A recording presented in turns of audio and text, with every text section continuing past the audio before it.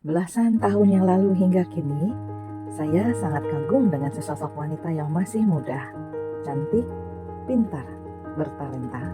Saya sangat terinspirasi dengan kisah hidupnya selama tinggal di Singapura yang penuh dengan perjuangan dan lika-liku.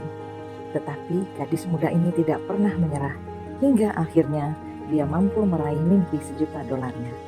Kisah sukses Miss Mary Riana terus menjadi inspirasi bagi saya. Saya ingin menjadi seperti beliau, meskipun secara usia saya yang sudah tidak muda lagi, namun semangat perjuangan Miss Mary selalu menjadi pegangan bagi hidup saya. Halo, saya Liliana Punamasari, saya seorang ibu dan seorang oma. Kegiatan saya sehari-hari menjalankan usaha sebagai UMKM, menjadi anggota Lions Club dan bergabung dengan beberapa komunitas lainnya.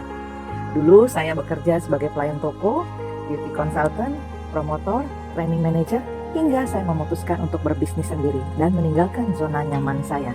Saya punya begitu banyak mimpi yang ingin diwujudkan dan menyelesaikan amanah untuk melunasi hutang dari berbagai kartu kredit akibat dari overkonsumtif yang membuat saya perlu berjuang lebih keras lagi. Jatuh bangun dalam berbagai bisnis tidak pernah membuat saya menyerah. Prinsip saya adalah nasib baik tidak pernah salah memilih. Ia memilih orang yang proaktif menjemputnya. Puji Tuhan, saya ikut menjalankan bisnis network marketing dan bisa mencapai berbagai reward hingga tim saya mencapai 8.000 orang. Dan seperti yang kita ketahui, bisnis network ada pasang surutnya dan saya beralih dari satu bisnis ke bisnis yang lainnya. Saya terus berjuang hingga akhirnya pada tahun 2019 di bulan Desember saat COVID mulai melanda di Wuhan, saya pun ikut suplai berbagai kebutuhan alat kesehatan untuk diekspor ke Wuhan. Hingga akhirnya COVID melanda Indonesia dan saya tetap menjalankan bisnis alat-alat kesehatan. Hingga kasus COVID sempat landai, penjualan sepi dan menurun drastis.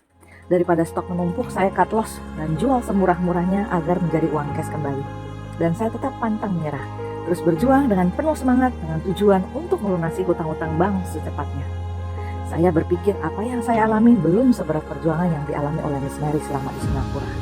Saya merenung dan berdoa, bisnis apa yang bisa saya jalankan saat COVID? Saat PSBB, kemudian PPKM, dan saya melihat di grup WhatsApp banyak sekali yang menjual makanan dan minuman. Lalu saya pun tergerak untuk ikut menjual makanan. Saya ingat ucapan seorang kawan baik saya bahwa sambal buatan saya sangat enak. Dan saya tergerak untuk membuat sambal lauk dengan aneka varian, yaitu sambal teri petai kecombrang, sambal cumi kecombrang, sambal gabus petai, sambal lado daging sengkel, sambal ayam suwir daun jeruk, dan sambal bawang. Dan saya mulai memasarkan kepada teman-teman anggota Lions Club, dan puji Tuhan pesanan mulai berdatangan. Hingga akhirnya saya dibuatkan berbagai izin usaha mulai dari UMK, NIB, Halal, PRT, KKI, dan lainnya. Puji syukur kepada Tuhan, saya mulai diikutsertakan dalam berbagai bazar, pameran, expo. Dan hingga saat ini, saya bersyukur sekali saat Basar di Grand Indonesia yang lalu, stand saya sempat dikunjungi Bapak Presiden Joko Widodo. Saya juga sekolah tata boga dan menjadi murid yang paling senior selama 45 hari dan lulus dengan kompeten melalui ujian sertifikasi BNSP. Saya mengajak anak-anak binaan pesantren dari Pekalongan dan saya support mereka, mendampingi, mentoring, dan mengajarkan langsung. Hingga akhirnya bisa membantu mereka untuk membuka kedai makanan di pusat pertokoan Pasar Pagi Mangga 2, Blok A, lantai 6, dengan nama Wong Pekalongan. Saya Liliana Punamasari, Omah Tanggupreneur.